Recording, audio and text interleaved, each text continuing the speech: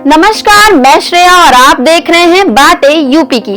मैं हाजिर हूं उत्तर प्रदेश की 10 बड़ी खबरों के साथ। उत्तर प्रदेश ने सरकारी अस्पतालों में ऑनलाइन ओपीडी पंजीकरण में पहला स्थान हासिल किया है।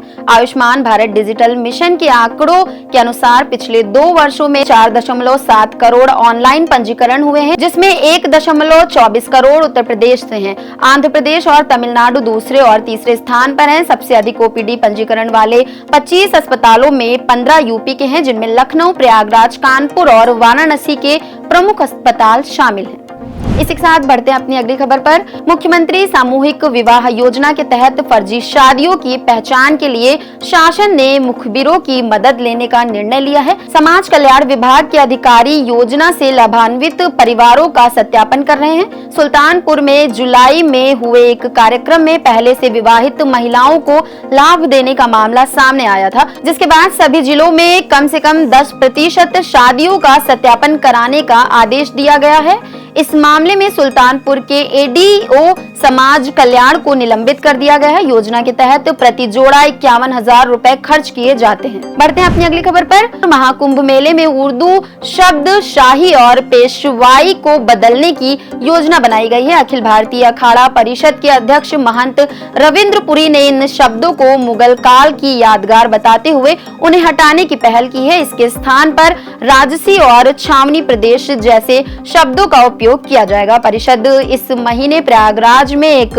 बैठक आयोजित करेगी, जिसमें नए शब्दों को मंजूरी दी जाएगी। मेला प्रशासन भी स्नान की तारीखों और नोटिफिकेशन में इन बदलावों को शामिल करेगा। इसी के साथ बढ़ते हैं अपनी अगली खबर पर। किंग जॉर्ज मेडिकल यूनिवर्सिटी यानी कि KGMU को देश का पहला सरकारी फेफड़ा प्रत्यारोपण केंद्र बनाने का प्रस्ताव तैयार किया गया है। इस यूनिट की स्थापना के लिए 122.30 करोड़ रुपए की मांग केंद्र से की गई है। उप मुख्यमंत्री ब्रजेश पाठक ने केंद्रीय स्वास्थ्य मंत्री JP नड्डा को पत्र लिखकर इसकी आवश्यकता और महत्वता को बताया है।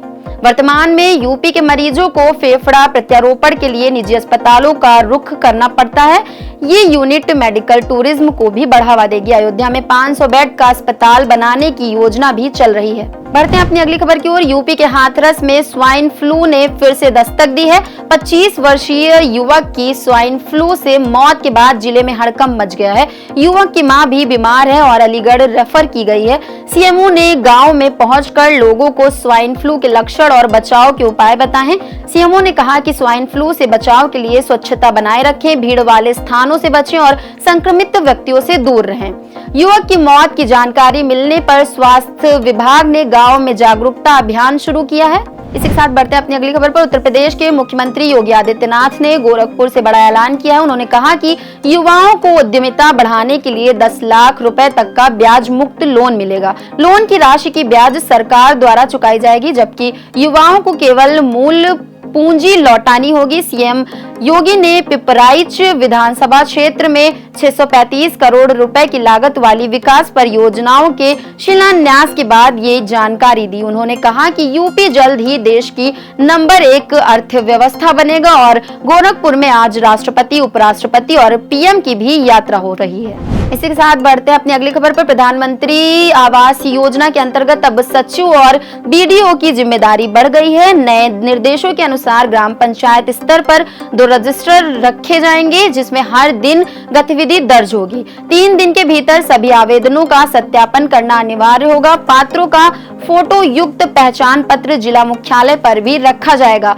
पंचायत सचिव और BDO द्वारा किए गए काम की निगरानी की जाएगी और वॉल राइटिंग के जरिए पात्रों और अपात्रों की जानकारी सार्वजनिक की जाएगी। BDO को थर्ड पार्टी सत्यापन कर 3 दिन में रिपोर्ट प्रस्तुत करनी होगी। इसी के साथ बढ़ते हैं अपनी अगली खबर पर। हाथरस में 6 अगस्त शाम को हुए एक गंभीर सड़क हादसे में 17 लोगों की मौत हो गई, जिनमें 4 बच्चे भी शामिल हैं। आगरा हाथरस मार्ग पर रोडवेज बस और मालवाहक वाहन की आमने सामने टक्कर हो गई जिसमें 18 लोग घायल हो गए, जिनमें से 6 की हालत गंभीर है। हादसा थाना चंदपा क्षेत्र के कपूरा चौराहे के पास हुआ। टक्कर इतनी भीषण थी कि वाहन के परखच्चे उड़ गए और शव सड़क किनारे झाड़ियों में गिर गए। मुख्यमंत्री योगी आदित्यनाथ और पीएम मोदी ने हादसे की संवेदना व्यक्त की है और मुआवजे की घोषणा की है।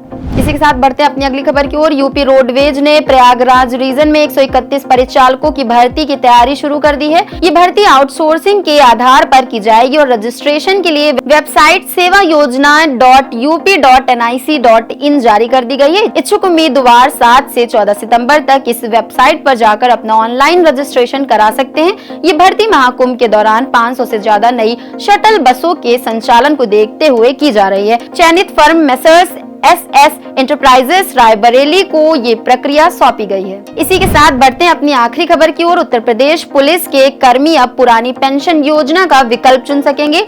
डीजीपी मुख्यालय से निर्देश जारी किए गए हैं कि 28 मार्च 2005 से पहले चयनित पुलिसकर्मी 31 अक्टूबर तक निर्धारित प्रारूप में पुरानी पेंशन का विकल्प प्रस्तुत करें। ये विकल्प अंतिम और अपरिवर्तनीय होगा। जिन कर्मियों ने विकल्प चुना है उनके राष्ट्रीय पेंशन प्रणाली खाते 30 जून 2025 से बंद कर दिए जाएंगे। कर्मचारियों का अंशदान उनके जीपीएफ खाते में स्थानांतरित किया जाएगा, जबकि सरकारी अंशदान राजकोष में जमा होगा। सेवानिवृत्त कर्मियों को भी इस योजना का लाभ मिलेगा, लेकिन उन्हें एनपीएस के तहत प्राप्त सरकारी अंशदान और उसका ब्याज लौटाना होगा। तो ये थी दिन भर की 10 बड़ी खबरें। ऐसी ही खबरों को देखने के लिए देखते रहें और करते रहें बातें यूपी की।